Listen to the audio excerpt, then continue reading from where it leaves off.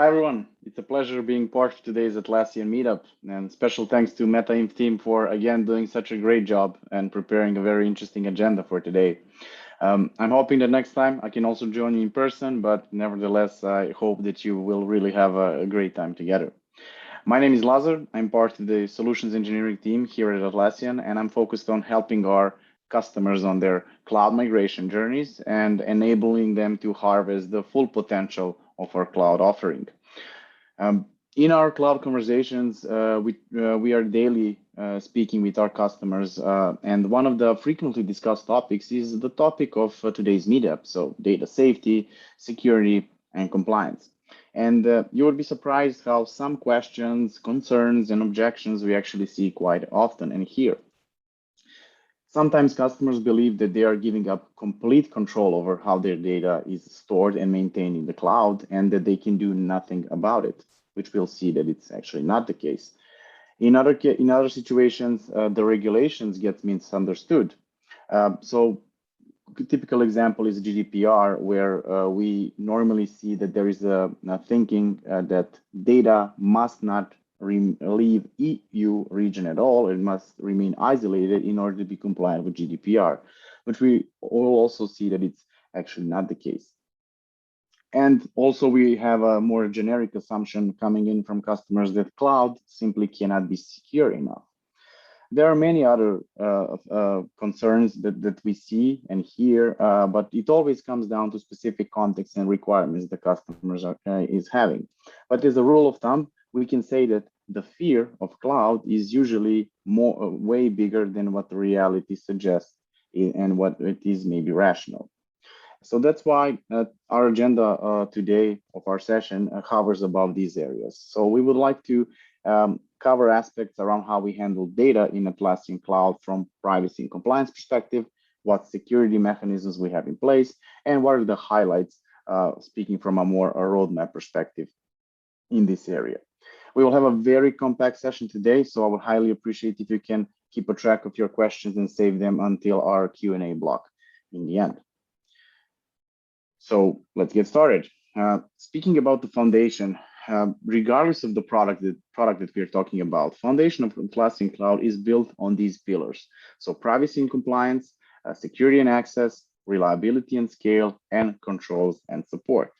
So today we're going to focus mainly on the first two, privacy and compliance and security and access. And we can spend a lot of time talking about two of them alone. So that's why we're going to dive into the rest of them in some other occasion. It's worth highlighting that in a spirit of being an open company, we publish transparent reports of our internal data handling and our security practices. And all of this is offered through our Atlassian Trust Center. So you can consider it as being a one-stop shop for getting an insider's view on how we build the product and what, let's say, mechanisms we have in place for security, reliability, and overall trustworthiness. In fact, reviewing security, privacy, and compliance aspect is one of the first steps we take with our customers when they are considering Atlassian Cloud. So if you fall into this group and you haven't checked out yet the contents of Trust Center, I will highly recommend you in doing so, because you will find a lot of useful and very, very valuable information in there. Starting with the first pillar, so privacy and compliance, and specifically focusing on the compliance aspect of it. In the Trust Center, among other things, you will find details on our robust compliance program, which is basically committed to protect the privacy of your data and the data of your customers. Just to name a few, for different Atlassian Cloud products, you will find SOC 2 and SOC 3 reports, whose purpose is basically to evaluate Atlassian's information systems in connection to the security, reliability, confidentiality, etc. On the other hand, you have ISO 27018 and GDPR, who are more focused on the data privacy and handling of personal data.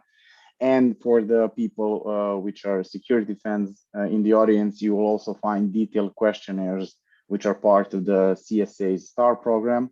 So CSA standing for Cloud Star Alliance. And there you will find broad range of cloud security questions and answers. And this is a very detailed, a very technical set of documents that you can take a look at if you are interested in that area. So the whole compliance aspect is constantly evolving in Atlassian. So there are more things coming on the roadmap, and we're going to talk about later. Focusing our view on data privacy specifically, we are very open and transparent in our descriptions of how we handle the customer data, and especially how do we handle international data transfers.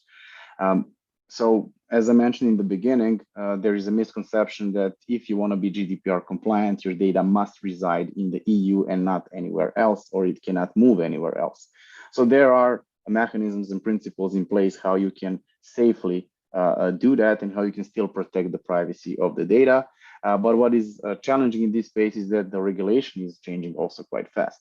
So some of you are maybe familiar with Schrems II ruling. So basically, last year it happened that the privacy shield as a mechanism to protect the data during international data transfer has been invalidated. And Atlassian has also responded to that and incorporated additional set of practices that allow us to do that, to continue with safely moving the data when there is a need for that. And finally, we also have built-in procedures and processes in place of how we handle government requests for data. And you can also take a look in our Trust Center and get more details on that as well. But what is important is that every year we publish an annual transparency report where we give out all the details about different types of requests for data that we had, how to respond to them, etc. So all of this is made quite public. We publish publicly, so you can take a look at the Trust Center. So this is just a snapshot from the privacy area. And also, you will find details about our pre-signed data processing addendum. So this is actually the piece which I referred to when I mentioned that the GDPR requirements can be transferred even if the data is flowing between different regions every now and then. But once we tackle the data privacy aspects, usually we focus on what the products can do to give you a better control over your data. And this is where I believe it's worth highlighting the data residency aspect. So since the middle of this year, Atlassian Cloud comes in with built-in support for managing where your data resides. The data residency support comes with all of our paid plans, so meaning standard, premium, and enterprise, and you can choose at the moment between US and EU region. This whole topic is under constant work, so there will be more things to come, but as of today, it's covering Jira Software, Jira Service Management, and Confluence. As mentioned, you can choose between US and EU regions. Effectively, you choose we call that a realm, and this is what you choose. And physically, the data will be stored in one of the data centers in that AWS realm. So speaking from the EU perspective, and it will most likely end up either in Frankfurt or in Dublin. And if it falls in, let's say in Frankfurt, your backups, which we use for disaster recovery, will actually be stored in another region. So we minimize the risk in that way.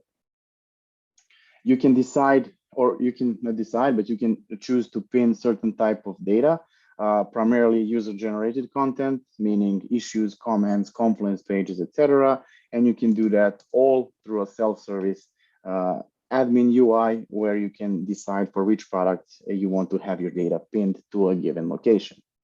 How does that look from an admin perspective? So in your admin.atlassian.com, you will find a dedicated security area and the data residency option, and you can see all the products that you are currently administering, coming in maybe from a different site, but all under one single organization. And you can see in which realm they are pinned to, if they are pinned to in the first place. When you see global, that means that essentially the data is not pinned to a specific location, and the underlying cloud infrastructure is making sure that the data is hosted in the right region to satisfy different requirements, one of the important ones being the performance. Once you decide to request a move, you can do that yourself, and you have a small wizard that guides you through the process, so you don't have to rely on customer support or anything like that.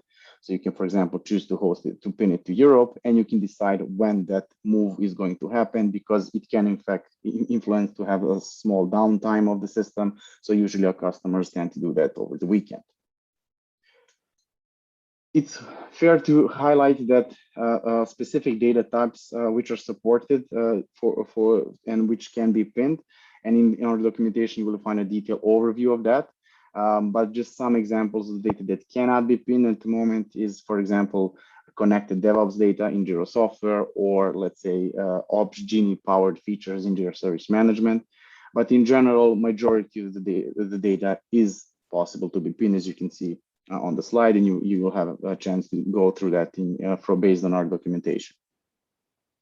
This is focusing on the core product that we have, but we of course have the marketplace apps which are valid I guess in everybody's on-premise setup. So speaking about cloud apps, the data residency support is something that is coming. So it's on the roadmap and it's actually in the works right now. So historically, Atlassian cannot influence how vendors are storing the apps and storing the app data, because the apps themselves are basically developed and hosted by the vendors. So right now, what our teams are working on is a mechanism which would allow you to connect your data residency request with the third-party vendors as well. So which will make it easy to propagate this request to the vendor, and so the vendor can ensure the app data is stored accordingly in the region that you requested. Again, it's worth highlighting that if the app is built through the Connect framework, it will still be hosted by the vendor and not Atlassian. But if you want the data, or let's say some custom app data that you may be having to be hosted by Atlassian, we are also rolling out the data residency support for our Forge platform. Just in case you are not familiar with the Forge platform, it's basically our cloud accessibility framework built specifically for cloud. So it empowers all developers to customize Atlassian products and leave the running, hosting, and scaling of the app to the Atlassian, which means you code, we run it, and we run it on the same cloud infrastructure as we use for the rest of the product. So you don't have to worry about these aspects anymore, as you would traditionally have to do in the on-premise world. If you haven't if you're not familiar with Atlassian Forge, I will highly recommend you in doing so. You can go there on our developer portal and see a lot of different instructions, manuals, and basically everything that you need to create your first app with Atlassian Forge. Shifting gears a little bit now. So speaking about security and access, so the second pillar, and this is again a very broad area, and we could talk about it for, I think, hours, but I wanted to just highlight some of the key questions and key concerns that we see with our customers and some of the topics that we normally discuss, because I'm sure that you also have some of them on top of your mind right now. Usually we get asked, is my data encrypted? And the short answer is, it definitely is. So what you will have today is that the data is encrypted in both transit and rest. And currently our teams are working on the bring your own key capability, which would allow our customers to manage their own encryption keys as part of their cloud setup. And this is something that we have on the roadmap. But right now, the data is encrypted, so that's definitely worth highlighting. So the data is encrypted when it's at rest and in transit, but then the people need to have access to the data. So sometimes our customer asking, can we limit who can access the data, considering this is a public cloud infrastructure? And you can also do that if you leverage IP allow listing, which comes with our premium plans. So with IP allow listing, you can create rules which tell which products can be accessed from a specific set of IP addresses or IP ranges. So what this allows you to do is to limit from which locations the products will be visible. So if you want to do that, let's say limited to the IP ranges valid for your office, or limited to a specific set of let's say to a bigger set of IP ranges, not a single one, you can also do that. So data encrypted, we limited who can access the systems. And now, once for the people that do have access to the system, how do we manage it? I'm sure that a lot of you are aware of Atlassian Access. In case you are not, it's basically our command center for Atlassian Cloud. So it centralizes administration, it standardizes security practices, and overall it ensures governance across our cloud products. So I heard a phrase once, is it crowd for cloud? So you can think of it that way, but actually the user management approach in cloud is way different than in on-premise. So it basically, with Atlassian Access, you get much more, and it's the focus on the overall security is way bigger. In a nutshell, with Atlassian Access, you can define how what security methods are in place for your users. How are they authenticating? Do they need to use a single sign-on? Will, for some of them, multi-factor authentication be needed? Do you want to enforce any password policies or anything like that? And in general, do you want to separate authentication strategies for different set of users? So let's say if you have one group which is focusing more on accessing more sensitive data, you may want to bring in more layers of security on them. And for others, you want to maybe have a relatively lightweight authentication method. So with authentication policies, which are coming with Atlassian Access, you can do that. You can, of course, manage your users at scale, meaning that you can ensure that they're automatically provisioned and deprovisioned in case when, for example, they leave the company. And you can also control who has access to API tokens and for which purpose, and you can centrally revoke all of them. So you are controlling how the data gets in and out. Through Atlassian Access, you also get a lot of insights. So you can see, for example, how are the products used by your users. You can see, are there any peak times? And for the people that are actually using the product, how are they logging in? Just you can have a better understanding of the overall security practices that you have implemented. In case you're concerned on how the people get access, because it's maybe not sitting behind your firewall, so you are a little bit concerned about that, you have quite a detailed audit log where you can see who got access, when, to which product, where was the request coming from which location, in which specific on which specific date it was. So you have all of that through the audit log. So as you can see, there are definitely quite a few mechanisms on the security side of the house which keep your data secured. And we like to say that security in the cloud is basically shared responsibility between us and our customers, because we provide the underlying infrastructure, we maintain it, and we provide you the right mechanisms of how you can secure the data. But in the end, you also have to make sure that you set up the authentication policies, the overall security parameters properly in order to have a really robust and bulletproof system. And this is what we help you along the way as well. For the end, maybe just it's worth focusing on the roadmap and what do we see coming here in the future.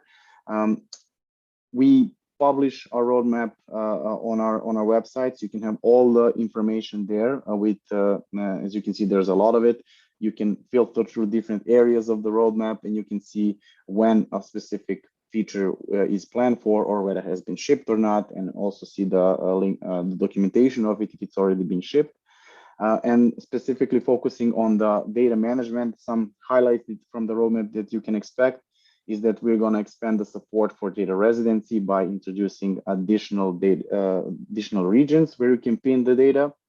We will also enhance the data types that can be pinned in the first place, as well as cover the marketplace apps, which I mentioned. So specifically, data residency support for marketplace apps is coming in the first half of 2022. On the compliance side of the house, we are going to expand our support for regulated industries, specifically government, healthcare, and financial services. So some things will come here as well to unlock some of the cloud opportunities for some of our customers. And bring your own key encryption, which I mentioned is something that you can expect coming in the future as well. Of course, there are many more things to it. We could talk about it a long time, but I'm happy to hear any questions that you may be having, and as well as any feedback about the cloud solutions, which I can bring over to our teams.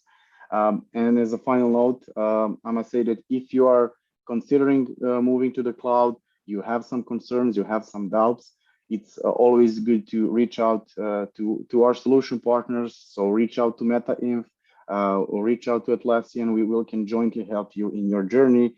And this is something that we can do together, so we can give you the proper guidance and the proper overview of different aspects that are specifically relevant to your context.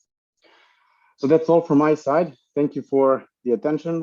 It was a very quick session, so I'm very interested to see any questions that you'll be having. So I think we can open up the floor for the Q&A part.